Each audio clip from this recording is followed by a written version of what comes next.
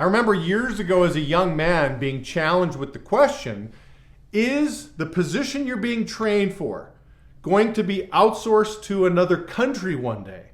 So again, before you go spending a bunch of money in, universities and books and spending 4 to 8 years of your life in college, think through something that the previous generation wasn't challenged with. I mean, in my parents' generation, they weren't really thinking of your job being eliminated here because somebody overseas is going to take it. And fast forward the clock, I mean, I was, getting trained to be an accountant. That's the path I thought I was going to go down. And sure enough, the big accounting firms, like their big staff is overseas in countries like India, and they've got a small specialized staff here in the United States and Canada. And so that did play out. And so, and it makes sense financially. I mean, why not pay somebody $15,000 to $20,000 per year to do the same work that somebody over here could make $80,000 doing? I mean, both people have degrees in accounting or they're masters in accounting. So of course they did that. So that was something as a young man that I was thinking about. And when I think of today's challenge, here we are in 2022, soon to be 2023. I've got 3 kids growing up that are going to be asking me, "Hey, Dad, what position, what job should I be thinking of? Or, what should I be taking in university? What should I be studying?" I can't help but think of the threat, really, of AI.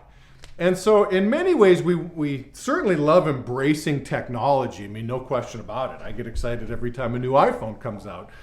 But there's a concern that positions could be eliminated due to robotics, due to technology, due to AI.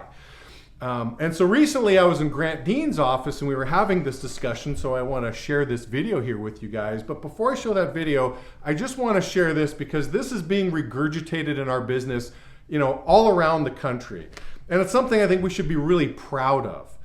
Most companies are focused on using technology and automation to eliminate the need for employees, okay? We're focused on using technology and automation to unleash and empower our people and ultimately hire hundreds more people. So instead of shrinking the staff, bring on technology and automation, shrink the staff, bring costs down and drive profits up. No, we want to use technology to really increase the staff, to have a bigger presence. So I'm really proud of that we happen to be in an industry where I believe we are protected from AI, whereas there's some industries I think that are really you're the target really of AI. Those positions are going to be eliminated. So again, I hope you guys enjoy this video. I'm not claiming this to be truth by any means. These are just my thoughts, opinions. I'm studying the subject. I'm interested and curious what people have to say. So I hope you guys enjoy. Feel free to leave comments on this, whether you agree or disagree. My oldest is 13 years of age. I've got 13, 9, and 5. At some point in time, they're going to be entering the workforce. And when they enter the workforce, it's going to look very different than how it is today. By the time they're working, like after college that is, of course, like today, the Uber drivers as we know them today, they're not going to be around. Uber drivers will be a thing of the past. Uber's not going away. They're just going to have self-driving cars. You guys all know that's coming. I'm not talking like some sci-fi Star Trek guy. I mean, this stuff is coming.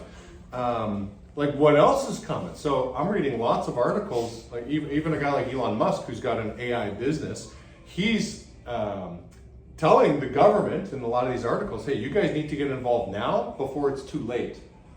He's like, you should be governing guys like me because this AI stuff is scary and it's going to eliminate so many jobs. He predicts, and I hope he's dead wrong, obviously, I hope Elon Musk is totally wrong. He predicts unemployment in America is going to be 50%, 50. So you got a guy like him, then you got a guy like Andrew Yang. I don't know if any of you follow him. He was a Democratic nominee back when, in the last election, he didn't win, but his big platform was universal base income. And he was kind of saying the same thing, like, listen, before AI comes, we got to put every American on some kind of income because we need to brace for high unemployment. It's coming. And so we need to start thinking of a lot of people, you're a kook and you're socialist, that's what you're trying to do. But I think they're onto something here, right? So again, when I think of like AI and all this stuff and like what's happened, what I've seen in our particular business I remember in the coupon business years ago, we were in a small town road trip. There were 2 video stores. This tells you how long ago, your parents used to watch videos by going to a video store. Okay, that's how we used to do it. I enjoy describing this to my kids, like, that seems so stupid, Dad. I'm like, I know. Friday night, you go to the video store and you get there early because if it's gone, you can't watch it, right? So there's 2 video stores. We're going door to door representing one of them. By the time we were done the campaign, we put the other video store out of business.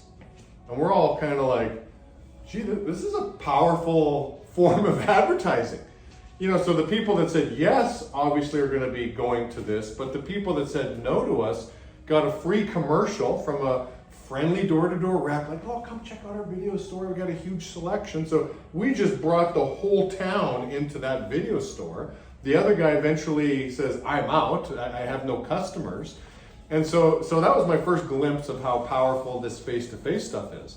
I brought up all the AI stuff because over 20 some years, all of these clients have been relying on these passive forms of advertising, like TV commercials, but who watches TV commercials anymore? No, everybody just fast forward them. I mean, I've got YouTube TV now, so I don't even get any commercials on, I just Google what I want to watch, and that's what I watch. I don't have to fast forward through the commercials and stuff. So that form of advertising is sort of going away. Telemarketing, I mean, have you ever bought anything from a telemarketing call? Probably not. Pay per click.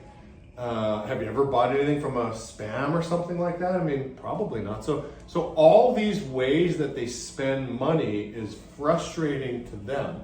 If you guys sat in on board meetings with these clients, they're desperate for us more so than they ever have been. So it's not a fluke that Amazon is in love with us. I mean, how else are they going to go get customers?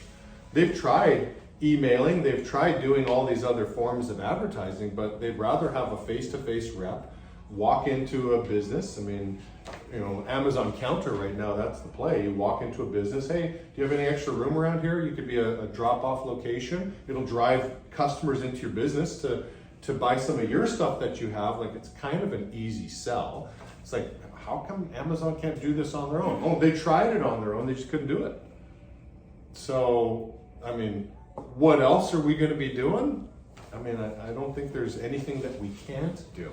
And again, the demand for a face-to-face rep, I mean, again, the articles I'm reading, there's a couple jobs that are safe and secure, right? So, if you guys ever decide you want to be a therapist, you will always have work. A robot will not take your job.